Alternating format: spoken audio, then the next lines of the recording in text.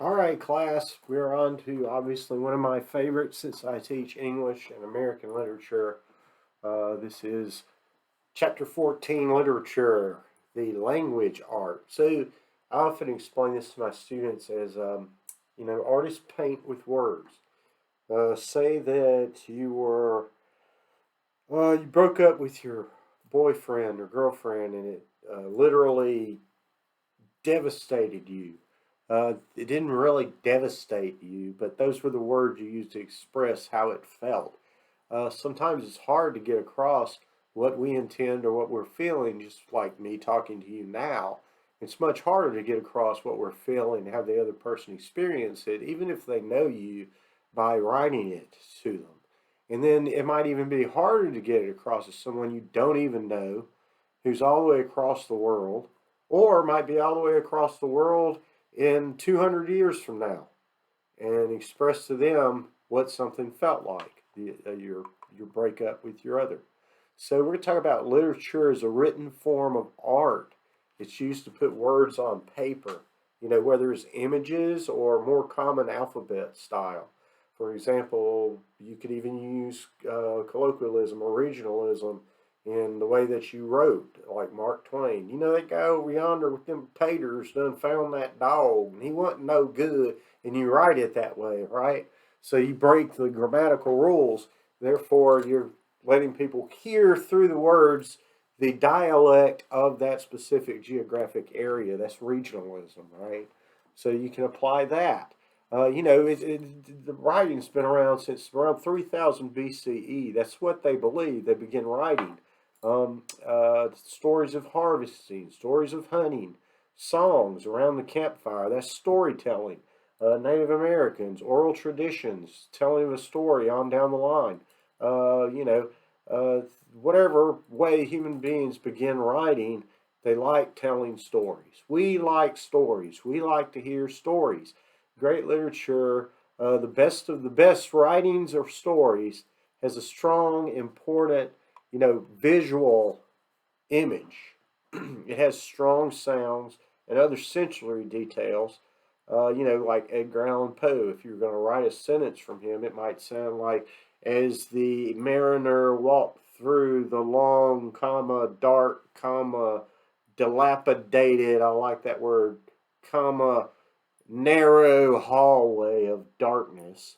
It's a lot of adjectives describing the feel and the way that hallway looks. Best stories, poems, and songs. The best literature use all the five senses, fascinating characters, and strong, interesting events organized into a theme and a plot, which we discussed in our other chapters. So we'll go back through those in this chapter as well. Let's look at the actual chapter.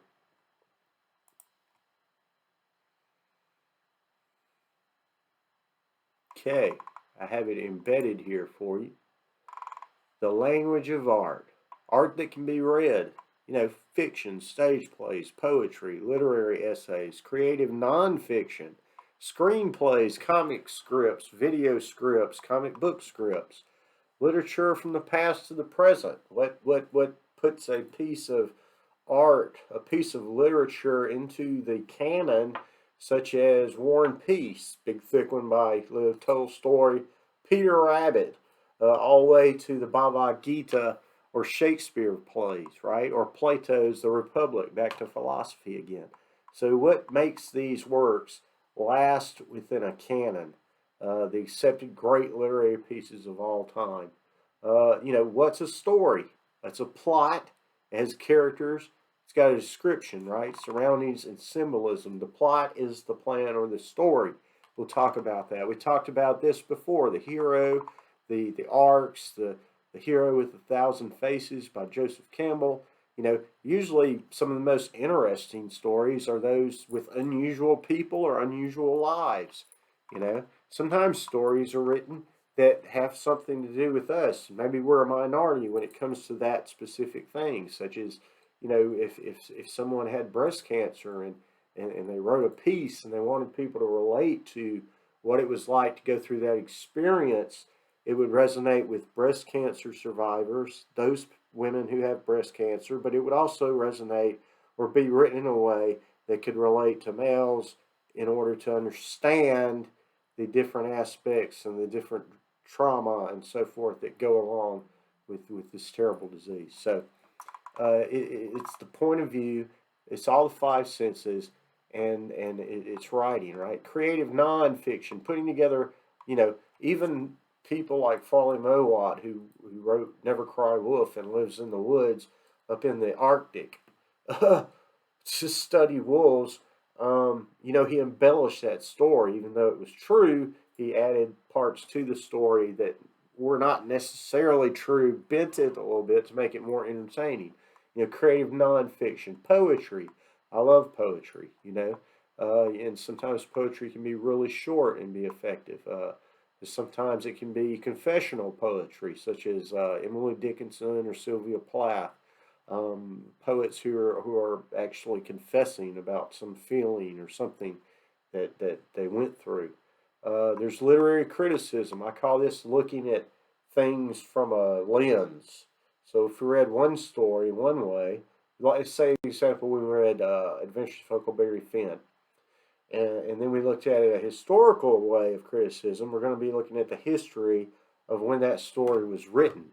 If we look at the psychological lens of literary criticism, then we can go back and read the same story, but it's going to be totally different because we're going to be focusing on the psychological aspects of Huck, the psychological aspects of Jim, the psychological aspects of the townspeople, political and social, that would kind of overarch within there. Feminist criticism, if we read White Heron by Sarah Orne Jewett, we might look at it as a feminist perspective about the women characters very clearly. But if we look at it from a Marxist perspective or dealing with economics as a whole, we'd be looking at the story very differently than that. We'd be focused on the monetary gain of the story for certain people, particularly in that story, the male character over the females.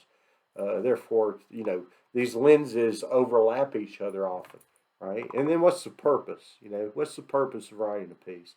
Even works that are written for just a laugh, like David Sedaris, Me Talk Pretty One Day. It's funny, it's hilarious, it's about a mean French teacher, but he wrote it for a specific reason, a purpose, right? If you want to become a literary critic, there's some things to consider. Descriptions, interpretations, previous evaluations of the story, what's the point of view of the story, and all of those types of things. So this is an extremely interesting chapter here. In the discussion, you will cover a literary work that has changed your life or presented new outlooks for you. So I will talk to you next time. Have a blessed day.